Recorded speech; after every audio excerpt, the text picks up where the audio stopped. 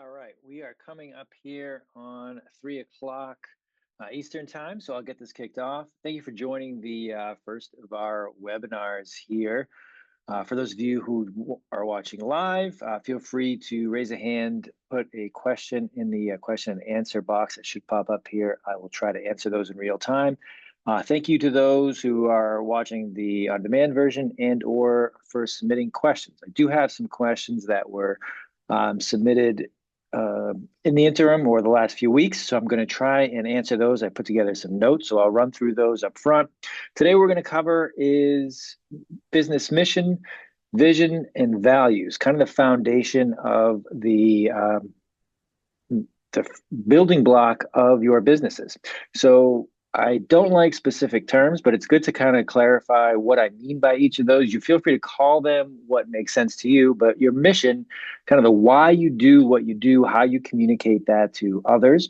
The vision, where you're taking your business, either in the short or the longer term, anywhere from 30 days to 3 years, kind of thinking of building out that vision, what you're striving for, what your target is. That can often change. Same with your mission. Doesn't have to be the same, but who do you work with? Why do you work with them? How do you communicate them? What do you want to deliver?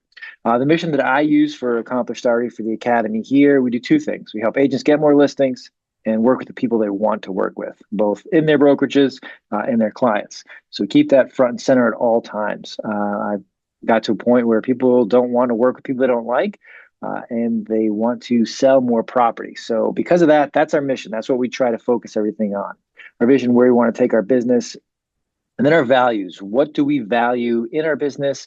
What do our core clients, our colleagues, what do they value in their relationships? So the five that I outline: collaboration, accountability, determination or drive, excellence, and trust. So I look to have those five pillars in each of my relationships with people I work with, either on a colleague, partner basis, and then the clients, the core clients that I work with. So seeing no questions yet in the chat, I'm going to dive into some that were previously submitted. First I had here: how do I define a clear mission for my business if I'm just starting out? So there's a couple ways to do that. First, what are you looking to accomplish? What are you hoping to solve for your clients? If you have worked with some clients, you have closed some deals, what are the type of deals that you are looking to get into? Is there a certain neighborhood, a geography that you're working with? Is there a seller at a price point? Is there perhaps if you have units in a building, or that you work specifically in a neighborhood? What are you delivering to either those buyers or sellers, or to both, that they only can get from you or from your business? So your mission, what do you do that solves that problem for them? If you're just starting out, it might be easy to say, well, I don't know who I'm working with. So you can make this a little aspirational. Generally, your vision should be where you're aspiring to go, or what you're looking to do. Your mission is that anchor of your business. Thinking of who you're working with, what their problem is, and why they can only or they should get that from you.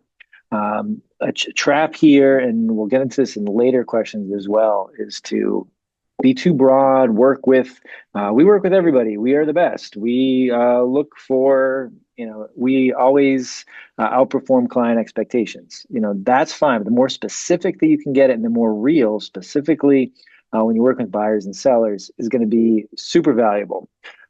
Also, keeping it simple. Sometimes it's very easy to go down a path where you are saying it so many times, or you're so in the weeds that it's not clear to other people why you do what you do, why they should work with you. Keep it simple. So if it's a geography, if it's a price point, if it's a buyer versus seller, make sure that you're communicating that, and communicate that in multiple different ways, multiple different formats. While you might be sick of hearing it, generally it's going to take anywhere from 3 to 10 times, if not more, for others to hear it, to associate it with you. So put it in your emails, in your phone calls, in your conversations, on your business card, on your website, on your social media, all of those things. And it's okay to repeat yourself, because while it may be repetitive to you, probably not going to be repetitive to those you are hoping to do business with. Next question here: what are some common mistakes people make, or I should try not to make, when trying to articulate mission? Again, that too broad or too generic. We work with everyone. We work with buyers and sellers. We work at any price point. Um, Unfortunately, that usually comes across as desperate or unclear. In an industry like real estate, there are way too many options for people to consider. Last I saw, there's anywhere from the average consumer knows between 8 and 15 real estate agents, brokers. So that's a lot of competition. So you need to be able to stand out. So you might hear that and say, well, why wouldn't I want to apply to a bigger pool? Because that does not help you stand out. Using phrases like to provide excellent customer service, best in industry, best in market, it's fine, but it's not a distinguisher. It does not really set you apart. Think about who you are currently working with. If you have clients, if you are just starting out, who would you like to work with? Why should they call you? Why are they calling you? Who in your phone can you call now to get a referral, to get a reference from? What would they be telling somebody else about you? Is it that you make a transaction seamless? Is it that your negotiation skills uh, are the best out there? I think something that kind of separates you.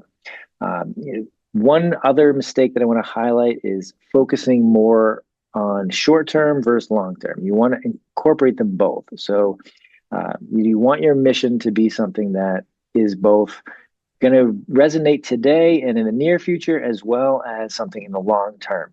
So going back to what I do, again, more listings, work with people you like.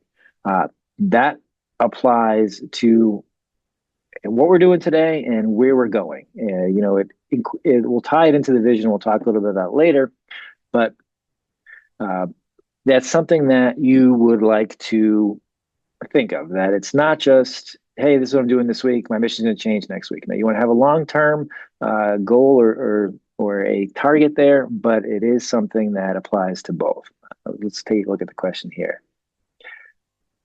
How do you tell a client that you don't work for them? Okay. I think I'll take that. How do you tell a client that you don't work for them? Um, so if, and in quotes here, it says, or in parentheses, gracefully. So a couple ways to think about that. If it is in the part before you're engaged with them, you might be in your diligence period and find that this is not a good fit for you, either on the list side or the buy side. So having a Rolodex of colleagues who may work with somebody that fits this client might be something to do, to introduce them to another agent, either in your office, in your market, or somebody that might be in their geography. If the reason you don't want to work with them is that they work in or live in a different, or looking for property in a different market. So having a Rolodex of other agents is important. If it is after the engagement, they got through and you're with a client that is not working out, is there you probably have an agreement or a contract with them. Is there a mutually agreed upon time for you to review and say that this is not working? I like to have if this is not working for you in any of my engagements, we shake hands and walk away. And that goes both ways. So if there's an opportunity for, us to move on, that we can revisit that. What that does is that keeps me from keeps me to providing the best, service that I can, and to work collaboratively. So back to those values I talked up front. So we have constant check-ins. Generally, every 30 days, I'd like to have a review of, is this working for you? Is this working for me? Can we go forward?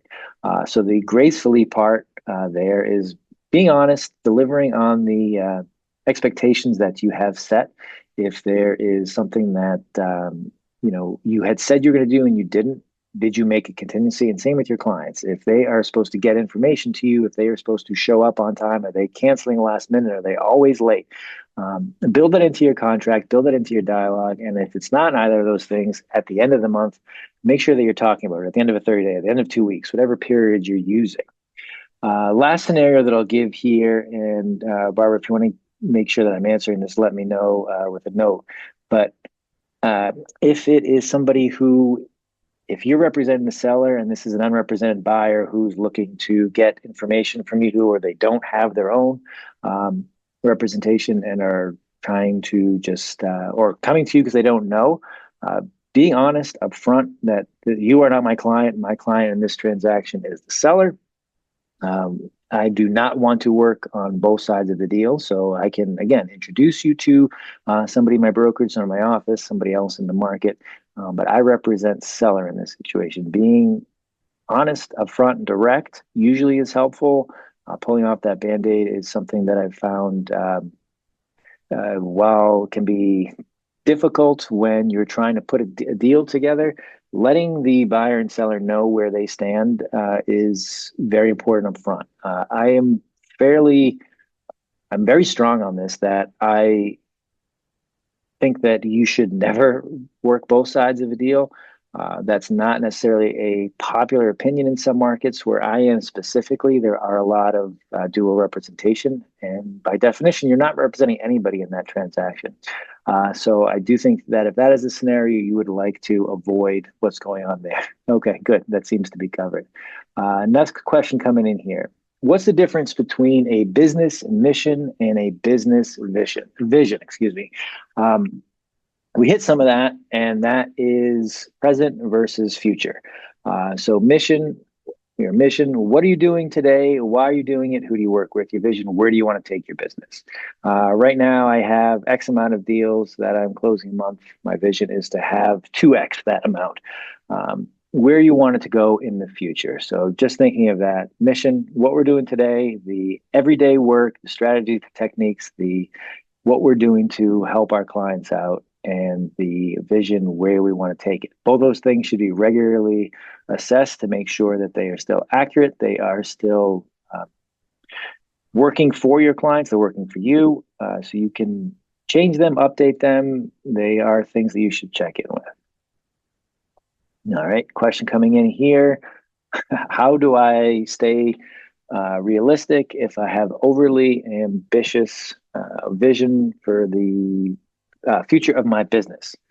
Well, that's a good one. And I think that's one that you want to both have a stretch as well as this is what good looks like, this is what great looks like, this is what the absolute best can be. So having different levels there. It's again something that is probably going to change over time, but having a map, here's where I should be step by step, and there's different degrees of success. Here is where I thought my business would be after 30 days, that I was going to be able to have, let's just using lead generation as an example. I thought I'd be able to make 100 outbound calls each week. So that is the input that I'm putting in. I can control that. Am I making the calls that I said that I would? The vision for my business is that I'm going to be putting my business out in front of 100 different people each week. Is that doable? Yeah. I'm checking in. I'm making all of my calls. In my calculations, I thought that each month I would have, from those 100 calls, would lead to 20 meetings. Am I making those 20 meetings? Well, I thought I'd get 20. I'm actually only getting 15. What can I do differently? Should I change my target? Should I change the tenor of my conversations? Should I change the people that I'm calling? So constantly checking in to see if your assumptions are correct, if what you had hoped the market would tell you is correct. That's same with the price of a home. That's the same with the number of homes you're showing buyers. Have assumptions, have expectations, but ensure that they are checking in, that they match what your expectations were, and know what good, great, and superior looks like. And if you are only hitting good each month, maybe reassess. And I'm saying month here as a check-in, but this can be something that's a daily, weekly, 30-day, 90-day check-in, depending on what you are looking to assess. All right, let's see what else we have. All right, this question came in last week, but I thought it was a good one. How can I ensure that my business goals stay aligned with my mission as my business grows, pivots, changes? So this is something that I've had a lot of success with, or I found the most fruitful to check in when you have a team or colleagues. That sometimes when it's just you, and if it is just you, that's okay. But making sure that what you are what you are getting from a situation, or the way that you're reading or uh, evaluating a situation, is accurate, or having multiple voices kind of confirm that. So if your business, if just using the example of that, I only work for luxury properties and I want to work with buyers at a certain price point, and that's your mission, that's the messaging that you have out there. When you look back at uh, who you're working with, which properties you have listed, which properties you have sold, properties you have under contract, are you reaching that target market? And you've again, I talked about SMART goals before. I don't love the acronym, but it can be helpful here. Here is all of the things I was hoping to accomplish in getting these 3, 5, 10 listings, whatever it is. Are they all on track? Are they all aligning with my business? Well, my mission says that I only work with luxury properties, but looking at my last 5 listings, probably only 2 of them meet that criteria. So maybe I'll be more specific in what I'm saying when I'm marketing myself as a luxury agent, or is it measurable? I said I was going to get these 5 listings. I did get the 5, but only 2 meet the qualifications. So that might be a way to ensure that your mission is something that is both accurate in your business, and as your business changes or the results are a little different, is it something that goes hand in hand? Because what can go wrong there is your messaging doesn't align with what's actually happening. So you've got this luxury brand, you've got this luxury messaging, but someone looks a little bit further and your 3 active listings are not really luxurious, or not in line with the messaging that you have. So you do want to make sure that as your business grows, evolves, or changes, or gets out there, that it is in line with what you are communicating. And again, it's okay to be aspirational, but you want to make sure that there's a good balance. And same with on the other side of that, that if you start off and you're looking to start a business, and you're new to real estate, and you work with anybody, you work with buyers or sellers who are calling you back, who pick up the phone when you call, and you realize, hey, I'm getting pretty good at this. I should pare down, or I should niche down to who I want to work with. So you're not just taking any listing appointment that you're getting anymore. Now you are focusing more on a certain price point or a certain neighborhood type thing. So it's okay to go both ways there, constantly checking in. And that seems to be the theme here, as I've gone through a few of these questions, that yes, set your mission. That's the foundation of your business. Can you describe to anybody that you meet what you do, why you do it, what problems you solve? The major problems in real estate is I can't find the right property. I can't sell my home. I need to do it in this amount of time. I need it at this price point. Can you help me get through the loan underwriting process? My last couple deals have fallen through because of XYZ. Can you help me do that? Can you communicate with these buyers or sellers, whichever one you're working with? Here's a problem you're probably facing. Here's how I can solve it. Nobody else can do it. You are looking to either bring them something that they cannot get from somebody else, or you want to do it better, you want to do it faster, you want to do it at less cost. Those are the areas generally that they are looking in real estate to have competition on. Yes, I know that I get multiple people to do this, but here's the price point I was expecting to pay. Are you aligned? Yes, but you're faster, or you're better type thing. Let's see here. What do I do if I realize a current business goal doesn't align with my mission? We've kind of answered that one, but thank you for submitting that. Revise, eliminate, adjust. So I've got a very easy structure that I try to keep in front of mind: plan, do, check, act.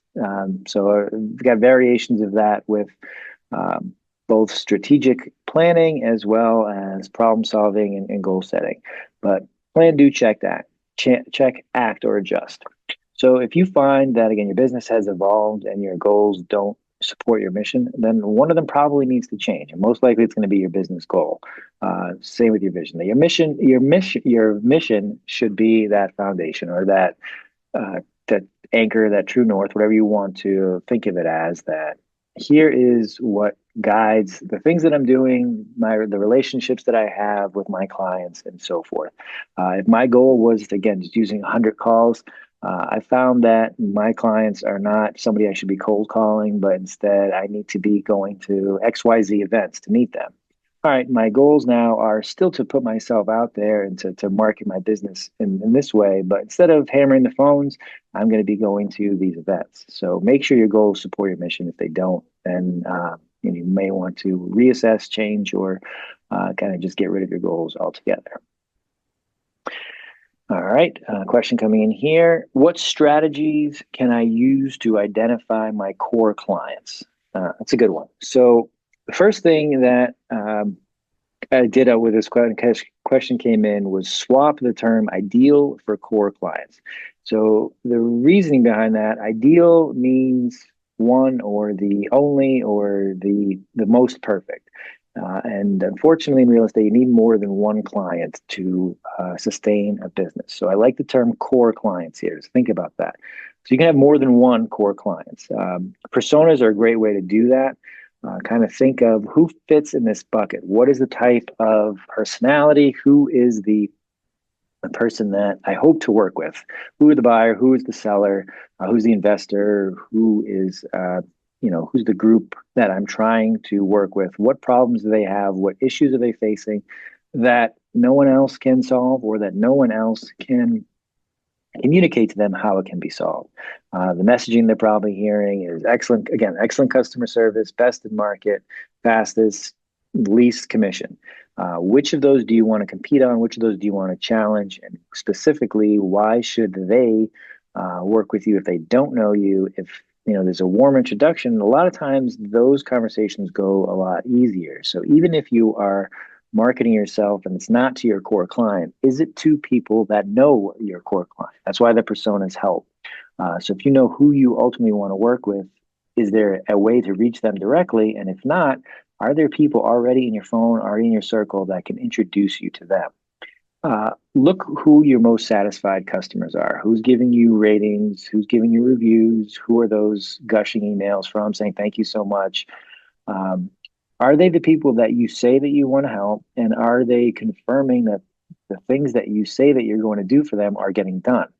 Um, the story I love to tell, I had hundreds of closings for real estate in the attorney capacity.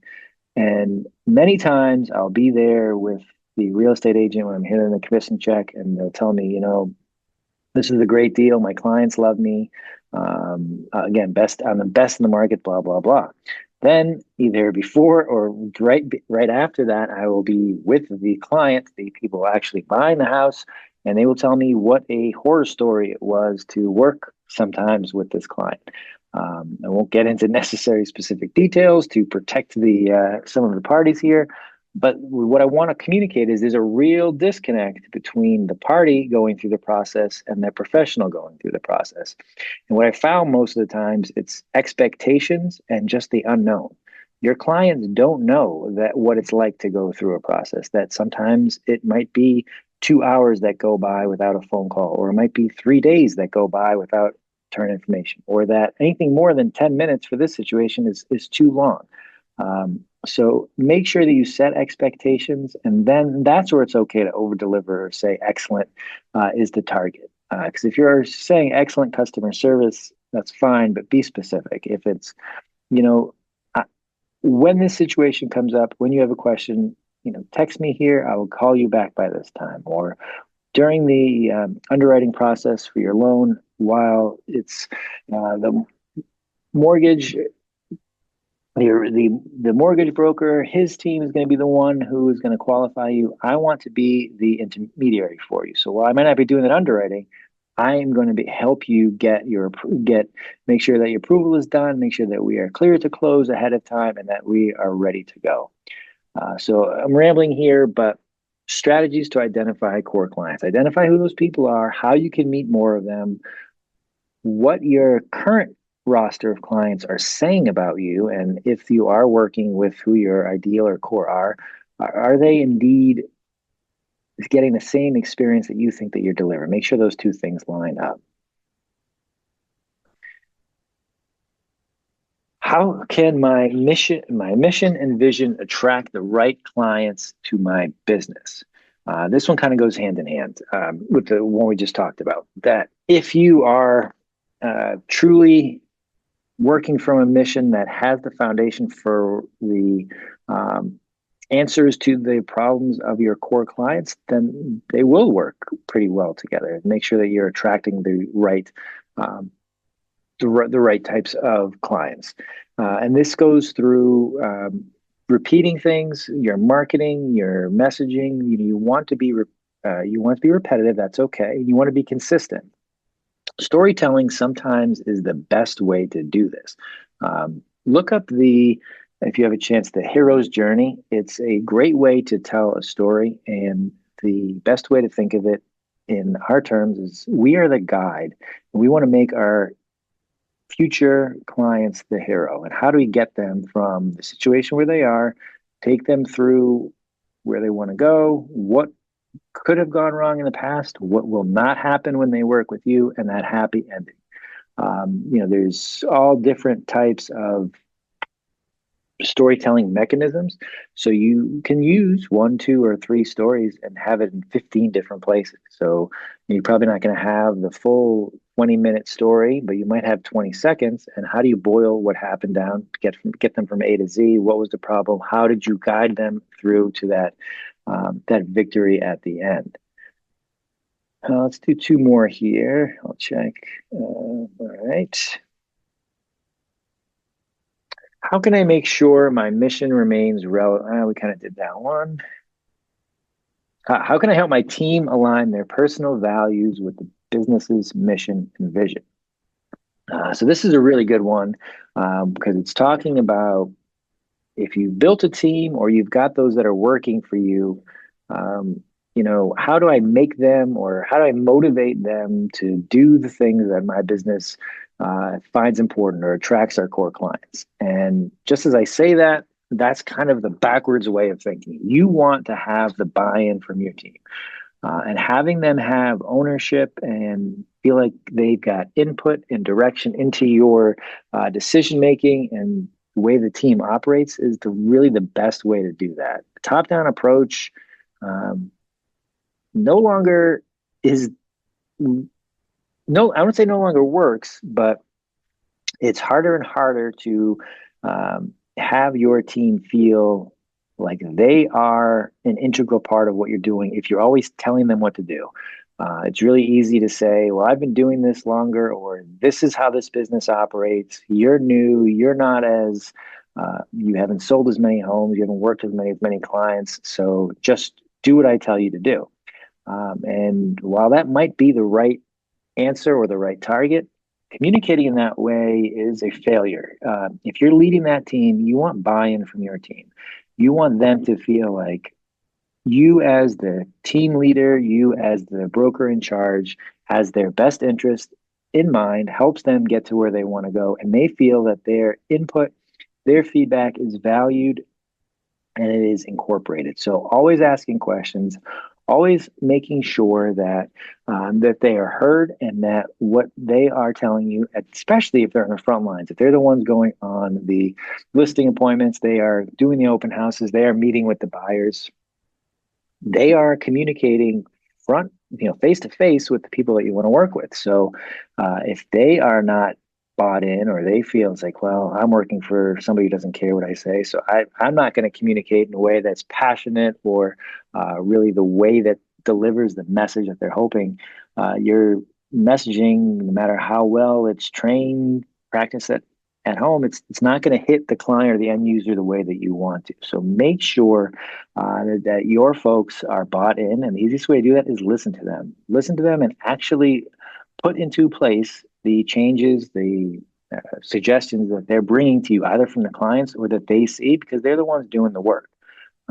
And if you're thinking, well, I don't have a team, I'm just by myself, these are things to think about down the line, and to also bring into the deals that you're working with when there's another agent, attorneys, mortgage brokers, appraisers and inspectors. You can be the lead person in the deal. Understand it's a little different when they don't work for you, but when you take the When you take charge of the deal and you set expectations for everybody, when you're the point person, the quarterback, whatever analogy you want to use, that goes a long way. And they remember. It's like, oh yeah, I remember when I worked with that guy. He was great.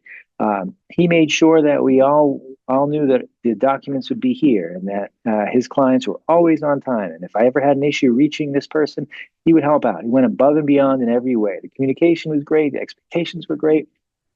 I want to make sure that if I ever have to refer business or to have somebody else call an agent, that's the guy that I want to call. All right, let's check here. I'll do one more question. If you have any, please put questions in the Q&A box or raise a hand and I'll call on you. Let's see. How can I measure whether my clients trust my brand? So we haven't talked a lot about brand today, but brand is kind of that thing that you market to get. So marketing is the messaging that you put out there, what you talk about, how you represent your business, but your brand is kind of what speaks when you're not there to speak for itself. So the brand is the way that your clients, your hopeful clients, your past clients, they talk about you when you're not in the room. So first thing is, what are they saying about you? And so what are they telling you? What reviews are they willing to post? What ratings? What feedback do you have from them? And the best indicator there is repeat business. Because again, people can tell you to your face, you're the best, you're great, I had such a wonderful experience. But if they, go to buy another property 3 years down the line and they don't call you, they probably did not have that kind of experience. Or if they forgot, that speaks more to your follow-up afterward. But repeat business is a really good indicator there. Same with referrals. Are they introducing you to people that they know? Warm introductions is the best way to garner new business if it's not with repeat. So, how are they introducing you to others? I worked with Mike on this deal. I can't recommend a better partner for you. You need to call him. Repeats, referrals, those are strong things.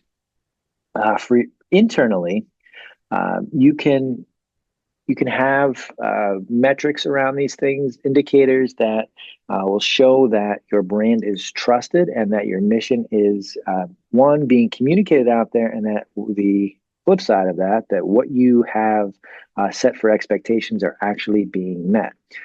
So just using those examples that we set up front, I'm the best in the market, or I have excellent client experience. And then I go and I check my reviews with people who've actually worked with me, and I've got 3 stars everywhere. And it's like, Mike didn't call me back on time. He said he was going to do this and didn't do that. So am I actually delivering on the promises that I make? Does my brand, when I'm not there, does it speak for itself in a way that matches up the way that I speak about what I do? And then the obvious indicators there are for people that are doing repeat business, people that are introducing you to others. I'll just wrap up here. I'm not seeing any additional questions.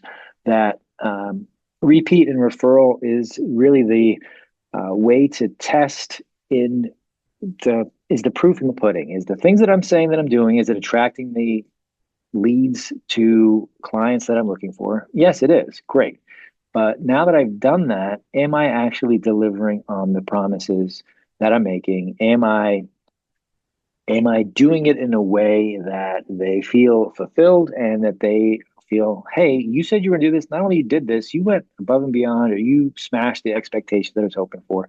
I want to introduce you to my neighbor, to my kid, to my uncle, whoever might be a good contact. And remembering that sometimes you are communicating your mission, your value proposition to not your core client, to somebody who can introduce you to your core client. And I can have this conversation for many hours. I won't go into it too in depth, but you want to be cognizant that if you are not speaking to a prospect, that's okay, because they might know a prospect. Specifically, you're the person you most want to get in front of. That's who you consider your core client. So, I've worked with agents in the past who will say, "Are you interested in buying or selling?"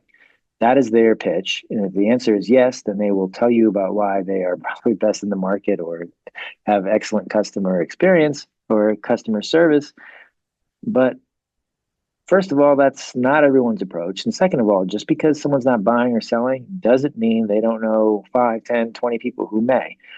So only communicating your message to those folks might be missing a large piece of the market, and it might close the door on those warm introductions that we talked about. Um, well, we are. I have gone through all of the previously submitted questions. I don't see any hands, don't see any further questions. So I appreciate everybody who showed up. Thank you for sticking around. Thank you for watching this if you're watching this on demand. I think what we're going to try to do going forward is we'll do a weekly session of these kind of webinar type calls with question and answer. We'll try to get roundtable calls on the calendar as well. Those are harder to schedule because of people's availability. So I will try different times there, but it seems like the exchange of information, people really like to ask questions in real time of peers and get that out there as well. So this will be recorded and this will be posted. Those roundtable calls will not. Feel free to reach out with questions and answer, and I will see you next time. Thank you.